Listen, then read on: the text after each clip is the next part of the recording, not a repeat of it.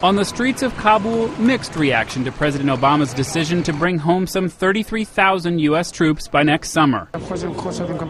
We are happy they are withdrawing their troops, says one Kabul resident. The money spent on foreign forces should be spent on Afghan forces. Others are worried about the strength of those Afghan troops. If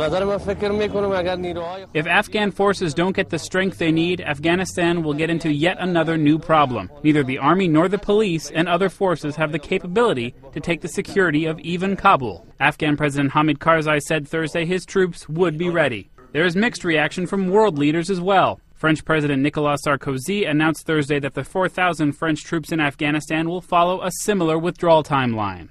But Australian Prime Minister Julia Gillard says her 1,500 troops are staying put. And in terms of the announcement of the United States, our work in Uruzgan province would continue in the same way. NATO's Secretary General says he welcomes the announcement and says the international mission will continue even after combat troops are gone in 2014.